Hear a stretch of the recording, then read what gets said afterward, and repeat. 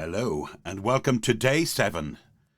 Indeed, Chapter 7 of Ideas Have Legs. There's a storm brewing outside. In fact, it's been over Ireland all day, pretty much kind of Midlands and down south, but it's making its way up the coast. The winds last night definitely were at work because the little courtyard out here is covered in leaves. So, just setting the atmosphere for you. No comments still. Comments below if you want to say anything about this book, what you think about it, whatever's on your mind. And you can buy me a cup of coffee if you want. My PayPal is down in the description. Let's get on with it, shall we? Chapter 7, Farewell, My Heart. I and my generation in Britain were not captured by the big idea of Hitler or Lenin, though we had no passion strong enough to outmatch their passions. Yet there was one idea, one way of life, which fascinated and allured us. As I grew up and forced my way onward in the world, as my income and reputation increased, I became interested in the ideas put forward by men like Bertrand Russell and others, which were looked upon as modern and progressive. Briefly, men like these and the school of life they represented taught me that I ought to do as I pleased. If I denied myself greater latitude in sexual matters, for example, I was apparently suffering from things called inhibitions, complexes, and so forth. Quite apart from the more serious advocacy of men like Russell, there was a glut of modern novels by lesser-known luminaries. I read many of these. The supreme moments in most of them gave accounts of what I always had regarded as illicit delight. Happiness was found, they declared, when people chose the sleeping partners they fancied and refused to be shackled by any foolish prejudice in favour of commitments already undertaken.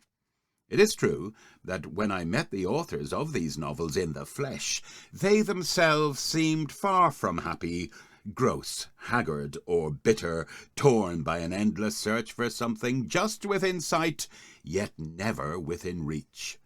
But men accepted their theories without bothering too much about the practice, just as they pay half a crown to a seedy individual on a race course in return for a tip on how to get rich quick.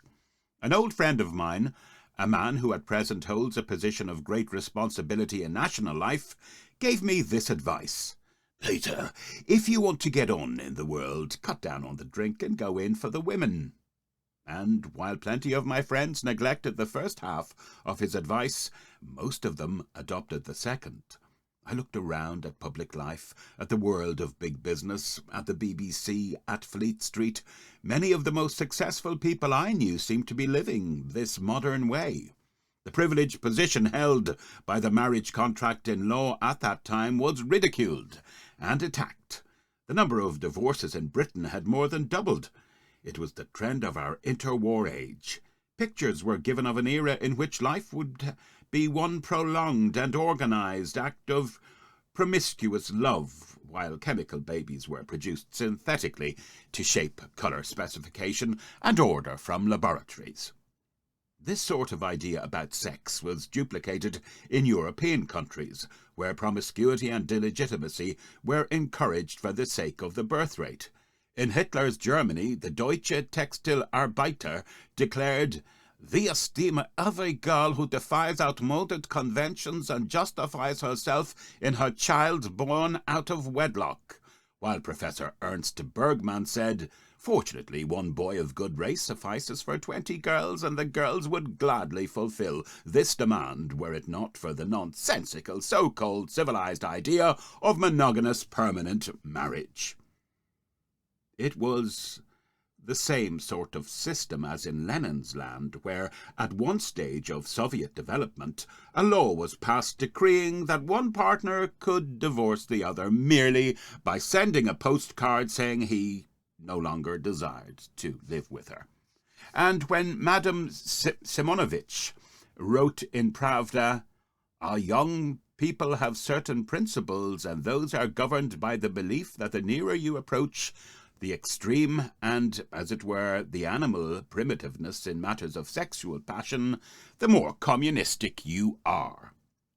Back to the jungle in the name of progress. In that area, Soviet ambassadress A. Kolanty remarked, "Immorality in the schools is making satisfactory progress." Sorry if I keep doing the accents. Will I not do them?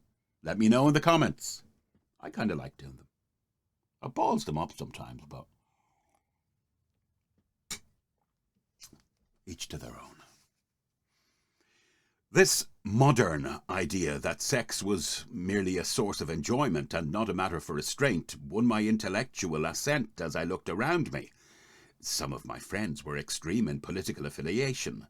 They included free love in their conception of freedom. They mocked at the old idea of "what God has joined together, let no man put asunder." They call this bourgeoisie.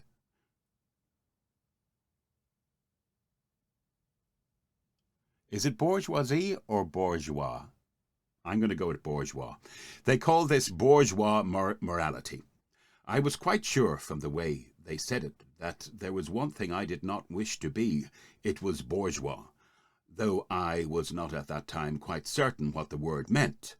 Anyhow, I wanted to be assured that romance in the shape which I desired was the correct thing, and that the scruples I felt deep down in my heart were foolish and of small importance.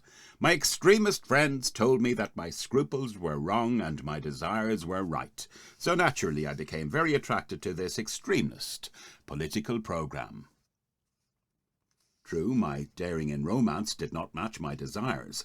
My courage was never adequate to let me live out my convictions, but I was convinced that the most sensible and intelligent people refused to be bound by the established Christian conception of morality. Then, suddenly, real love came into my life. For me, as for thousands of other men of my generation, it brushed aside these modern ideas and restored in my heart the old-fashioned desire to marry the woman I loved and live faithfully with her. The story of my romance began with a man who spent many hours of his childhood crouched inside a bread oven. Mataxa is his name. He is a Greek. His mother once hid him in the oven, saying pirates might come to the island of Ithaca, where he was born, for pirates used to shanghai small boys from Ithaca, carry them off as cabin hands and cook boys, and expeditions of smuggling and violence. So one of John Mataxas' first recollections is of his mother's pale hands fluttering like moths towards him through the darkness of the oven, thrusting forward a cup of sweet wine and a hunk of bread stuffed with black olives, and swiftly withdrawing. Mataxa ran barefoot on Ithaca. His body grew strong and hard. He plunged it in the bay of Ithaca, where on calm days, fathoms deep, they say, you can still see pinnacles and fluted pillars of age-old palaces drowned in the ageless ocean. John Mataxa was bred to responsibility and vision, for his family is one of the oldest in Greece. He has a daughter, Doris is her name, and her friends call her Doe.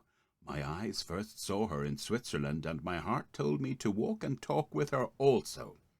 She was a famous person. She was one of the great lawn tennis players of the day. Few women could prevail against the violence of her forehand drive, and most men were endangered by it. It was a surprise and a shock to me when I first saw the force and fury generated by so slight a person. I felt something of the wonder which would fill the mind of the onlooker if he saw a gazelle kicking buffaloes to extinction. A friend introduced me to Doe, so I soon discovered that to walk and talk with John Mataxa's daughter was not so ready an affair as to become familiar with some of my English friends. No appointment with a daughter could be made without sanction of the sire. I used to telephone to the hotel at St. Moritz, where the Mataxas were staying. Would it be possible for Mr. Howard to see Mademoiselle Mataxa this afternoon? Presently the concierge would bring a message. Mademoiselle would be happy to walk at 2:30. At 2:30 I would go to the hotel. There would be Doe. And there would be John Mataxa too, with walking stick, neat clothes, and the kindly but penetrating gaze of an eagle. Joe and I would walk in front, behind like the detective who protects royalty, never within earshot, ever within eyeshot, ever detached, never removed, strode John Mataxa. He was at that time over 70. It was hot weather, the dry, parching heat of an alpine summer. I tried to walk faster than he did to leave him far behind, but I never succeeded. He always looked cool and faintly amused as we said goodbye, while I always was sweating and faintly uncomfortable. The man who had spent his youth on the precipitous goat tracks of Ithaca found the tourist tracks of San Moritz very small beer by comparison. It would be hypocrisy to pretend that I enjoyed his manoeuvres, but I conceived an admiration and affection for his character.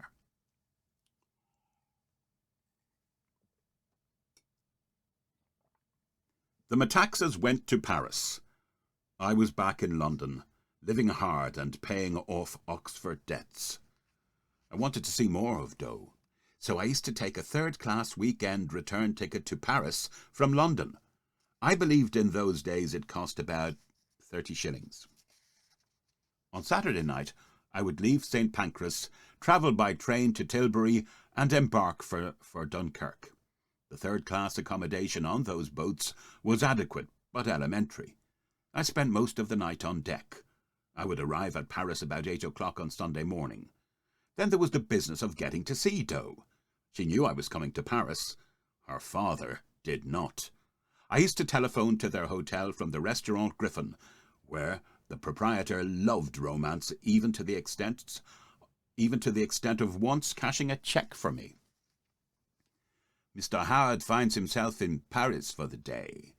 Could he call and see Mademoiselle Mataxa? The answer would be, will Mr. Howard take luncheon with the family Mataxa at 1 o'clock? So I wandered around Paris on those Sunday mornings, unknown and knowing nobody. I used to drink a glass of Dubonnet, watch the anglers in the Seine, stroll and follow the pigeons and children in the Louvre gardens, and at 1 o'clock I would go to the Hotel Napoleon. There would be a family lunch. I would grab a few sentences with Doe. Then, goodbye again. In the afternoon, a solitary cinema, often incomprehensible, for I did not speak French in those days. Then back to the drear Gare du Nord, with its odour of fresh coffee and stale garlic, trains and drains, and the prickling, tangy smell which is France. Away again, on the night journey to Dunkirk and Tilbury, and to my office at Westminster by 9 on Monday morning. One day I sat opposite John Mataxa of Ithaca in the Hotel Napoleon, and I asked permission to marry his daughter. I told him I loved Doe. I told him I was, as far as I knew, healthy, but certainly not wealthy. I told him the things which I imagine most young men in the nervous condition of love do blurt out to their prospective father-in-laws. John Mataxa said nothing. Nothing at all. I suppose we sat for 2 minutes, looking at each other. Then he stood up and remarked, "Mr. Howard, I understand one thing, that you are a gentleman." He shook my hand. The interview had ended. To this day I have never comprehended the reason or purpose of that remark of John Mataxa to me. I can only say that from that moment he has shown to me a generosity and a love which could not be exceeded if I were his own son. Since then I have done many things with him, and enjoy all the more in his company. He adds vigour and life to any theatrical piece, for he has a suspicion and contempt for scenes of softness and sentimentality on the stage.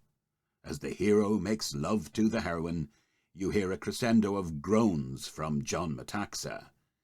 He interpolates the dialogue with a sound which is variously spelt as tut or tcha.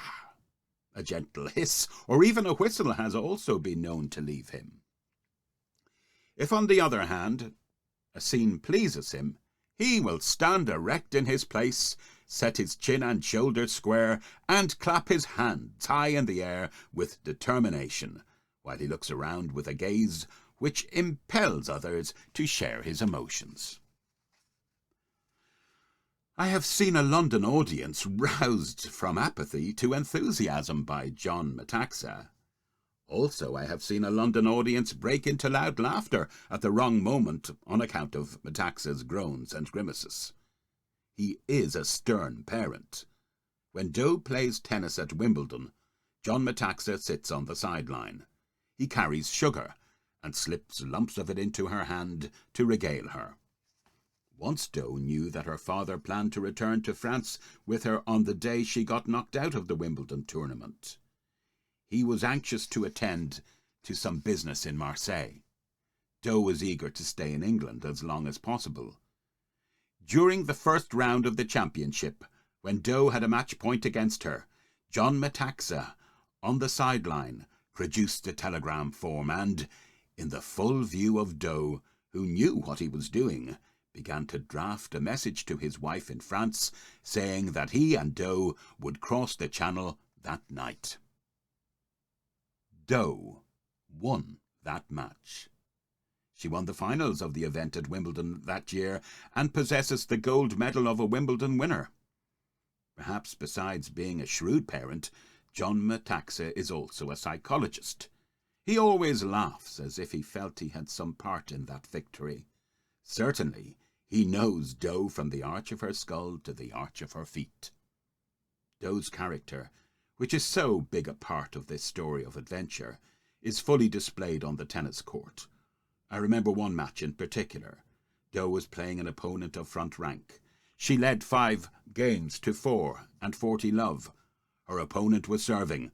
The first service Doe hit with terrific force, a foot beyond the baseline. 15-40. The second she hit even harder, and it landed about 3 inches beyond the baseline.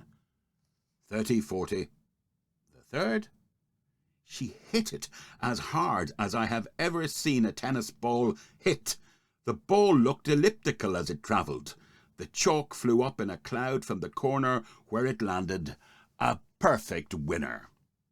But the linesman called it out.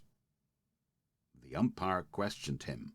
Doe's opponent told the umpire it was in, but the linesman remained obdurate. So deuce was called. Doe lost that game, but she won the set and match. That is the point of the story. Who is texting me? Sorry.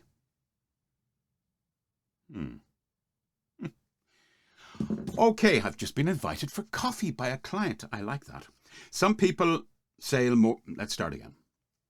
Some people sail more strongly and steadily the harder the harsh winds blow. Doe is a warrior. She has the steely quality of the undaunted. If you have never seen her in difficulty or danger, you do not fully know her.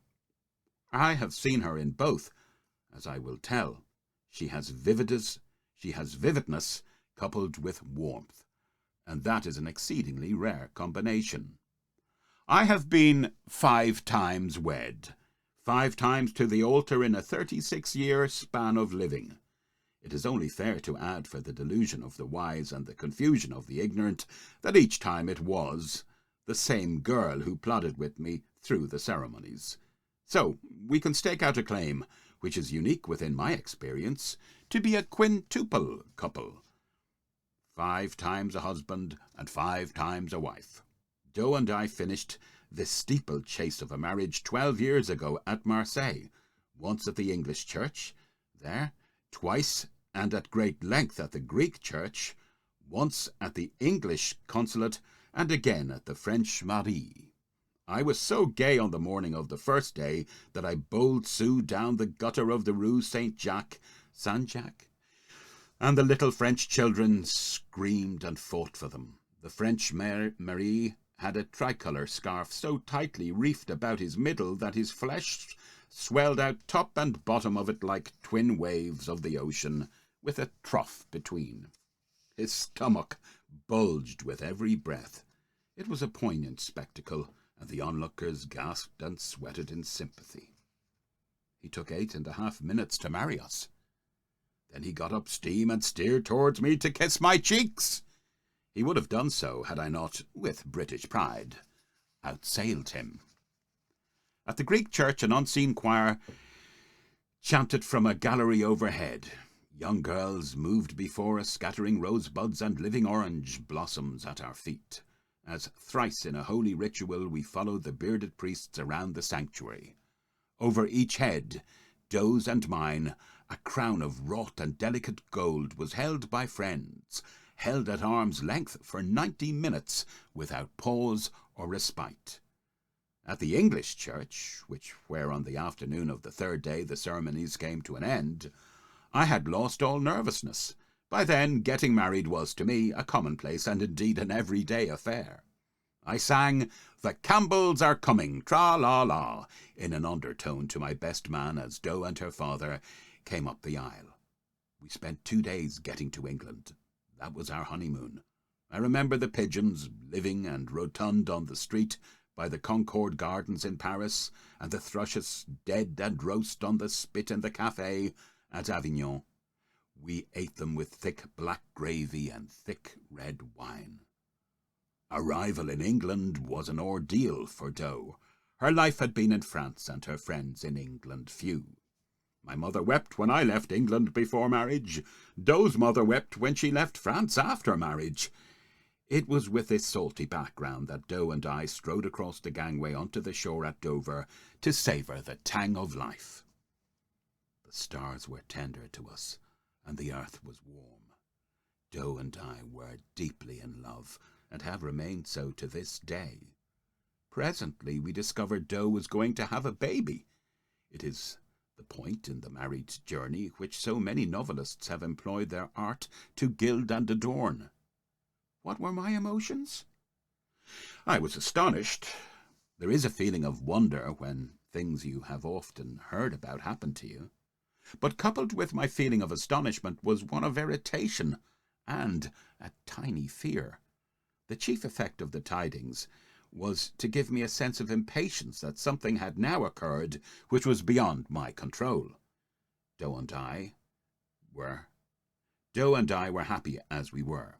The birth of a child to Doe would multiply our financial commitments and other responsibilities, while in a measure subtracting from our pleasures, liberties, and comforts.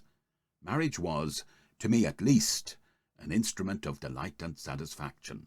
The duties attached were a liability, and something as swiftly as possible to be forgotten.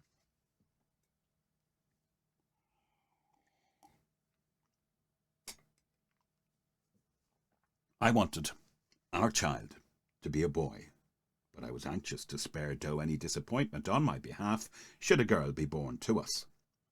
So I kept on informing her that I was indifferent about the matter, but that on the whole I should rather like a girl. I set down this episode on paper because it was not the first lie, but I believe the first married lie I ever told to Doe. It had a fecund family, for as the years advanced I developed a technique of white lies to grease the smooth descent of the matrimonial chariot. This is the way that it went. I had 2 clear pictures on the wall of my heart. One was of the sort of man Doe expected and believed me to be. The other of the sort of man I wanted Doe and my family to think me. Both pictures were handsome and gay, and not unlike each other.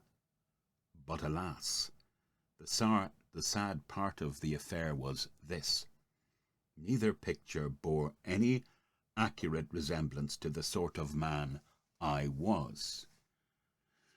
I began to wear a mask in the home. It was only a little mask, I told myself, but it was a thick one. I would recount to Doe my successes in journalism. I would pass on the conversations with my employer, Lord Beaverbrook, or other men of power at which my own achievements were commended. But if I received a kick or a curse, as do those who work in offices, and certainly in newspaper offices. I became an oyster. I clamped my lips and said nothing, and I told myself this was to spare Doe's anxiety, though, incidentally, my own pride was cushioned by these tactics. Now, I was in love with Doe. I remained in love with her. I have stayed so since we met. Yet, quite soon after our marriage, I discovered to my surprise that my interest in the freshness of lips, soft eyes, and the beauty and admiration of other women had not left me. My interest was academic, but the margin between an academic interest and an actual interest was like hair on a bald man's head. It diminished slowly, but steadily with the years. Oh, I reached a birthday recently with a big 0 on the end of it. You have to guess. Oh, no, maybe you shouldn't. But at least my barnet is intact, albeit grey. I digress.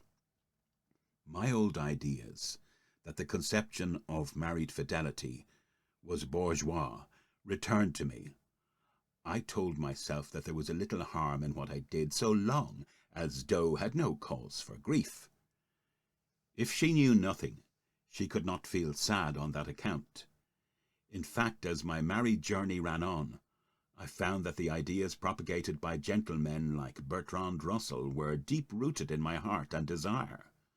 They had been covered up rather than cured by happy marriage. Sometimes I took an evening off from the home. I worked hard to earn money for it, and I felt that a man who worked hard was entitled to his relaxations, wherever they might be.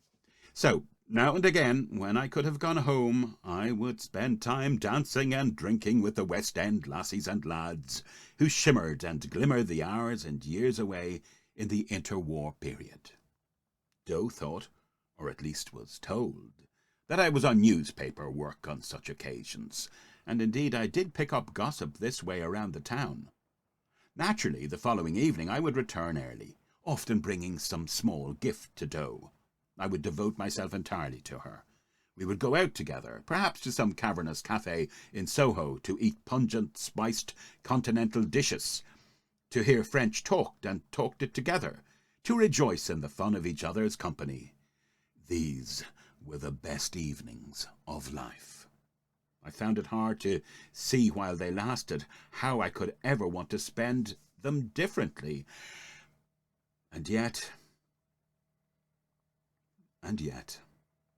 So our marriage ran, Doe's and mine, a gay and rippling journey, like a Dartmoor stream, with light and shade, the sudden sharp and jagged rock, the occasional calm, still stretch of deeper water. And presently, before you can see why or how, the waters are divided. 2 streams run side by side where one travelled the heather before. The waters still chatter and laugh, and run together for a time, and then perhaps in different directions. In their shrunken and divided condition, they tinkle still, but lose the deeper notes. Doe and I found each other had corners in our lives which belonged to ourselves alone, and not to each other. We felt that normal. We found it the way to live. A wife has the right to her own friends. A man must have some privacy. That is what we told each other, with a spontaneity of the lips and a sadness of the heart. 2 more children were born to us, a girl, Anne, and another boy, Anthony. I became what men call a success. I sweated up the cold lower slopes of the mountain of achievement, so full of crevices and ice, and the sudden precipitous fall beneath the seeming solid surface. I began to climb steadily, and with self-satisfaction and new confidence on the sunlit upper slopes, towards the ever-distant summit of my ambition.